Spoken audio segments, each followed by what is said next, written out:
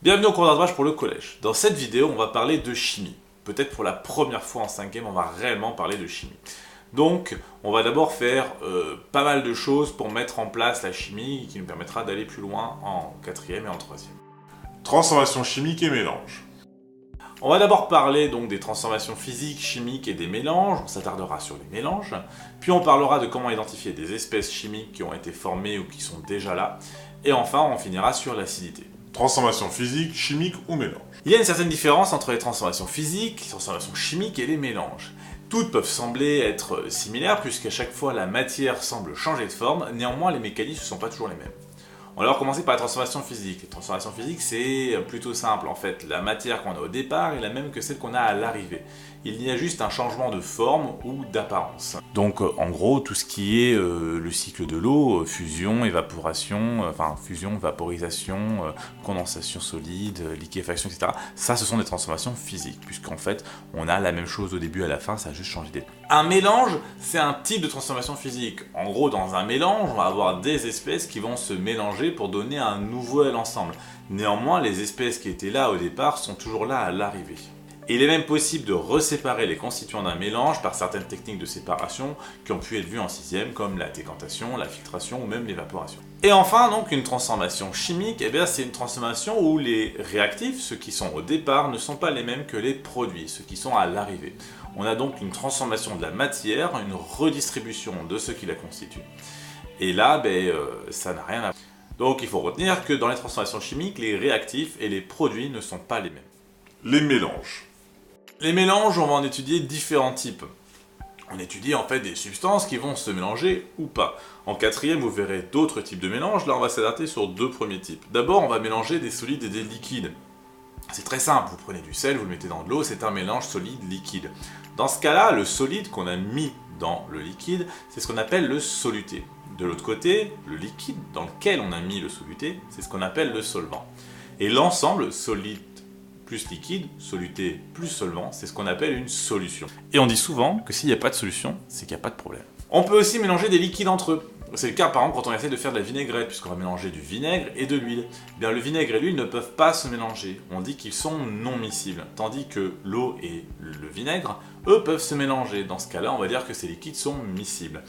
Et ça nous ramène à une autre notion qu'on a vue dans une autre vidéo. Dans le cas de deux mélanges de deux liquides qui sont non miscibles, celui qui est au-dessus, c'est celui qui est le moins dense. Et ça, il faut aller voir la vidéo qui parle de densité. Mais dans les mélanges, on peut retrouver plusieurs espèces chimiques, puisqu'en fait, elles sont mélangées. Et si on veut être sûr de ce qu'on a, par exemple, on peut identifier l'eau dans un mélange. Pour ça, il y a possibilité, une réaction chimique, c'est de prendre du sulfate de cuivranite, qui est une poudre blanche, de mettre un petit peu du mélange dessus, et si ça devient bleu foncé, alors ça veut dire qu'il y avait de l'eau dans ce mélange, ou qu'il y en a encore d'ailleurs.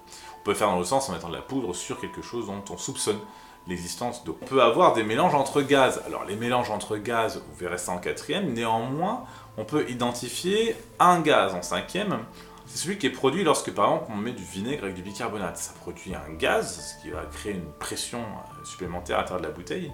Ce gaz-là, si on le prélève et qu'on le met dans de l'eau de chaux, l'eau de chaux va devenir blanche, elle va se troubler. Ça, c'est la présence du dioxyde de carbone. Le dioxyde de carbone, lui, va troubler l'eau de chaux. Mesure du pH.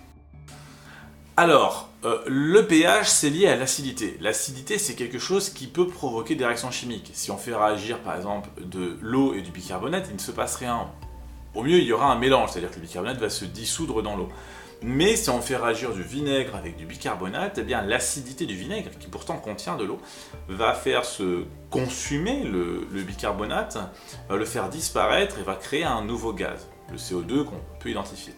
Et donc du coup, c'est cette acidité-là qui peut créer des réactions. Alors on a classé tout ça en différentes catégories. Les espèces qui sont acides, les espèces qui sont basiques et les espèces qui sont neutres. Et pour bien les différencier, on a une grandeur qui s'appelle le pH, petit p, grand H. Et pas l'inverse en fait, parce que grand P, petit H, ça veut rien dire, et puis grand P, grand H non plus, etc. C'est petit p, grand H. Le pH, en fait, on peut le mesurer de deux façons, soit avec du papier pH, chose qu'on peut faire assez facilement, ou alors avec un pH-mètre. C'est un instrument de mesure qui nous donne directement le pH de façon analogique dessus. Le pH, donc du coup, va nous servir à classifier. Plus on est acide, plus on va avoir un pH qui est petit. le pH allant de 0 à 14, toutes les espèces qui sont entre 0 et 7 sont acides. Et celles qui sont du côté de 0 sont plus acides que celles qui sont du côté de 6 par exemple. De l'autre côté, on a celles qui sont entre 7 et 14, qui elles sont basiques. Et à 7, c'est une espèce qui est neutre. Typiquement, c'est là qu'on trouve l'eau. Et vous pouvez même faire une petite expérience que je fais dans mon collège, c'est-à-dire celle du jus de chou rouge qui lui va changer de couleur selon le pH. Donc suivant ce qu'on lui met, il va avoir une couleur différente. Donc voilà, c'est fini pour ce cours de rattrapage en 5e sur les transformations chimiques et les mélanges. Vous pouvez vous abonner, je ne sais plus de quel côté c'est. Vous pouvez aussi vous regarder la chaîne du collège qui commence à être assez étoffée. Je vais vous laisser comme d'habitude avec une petite citation. Alors c'est Montesquieu qui l'a faite. Il a dit qu'il ne faut pas mettre de vinaigre dans ses écrits, mais plutôt du sel.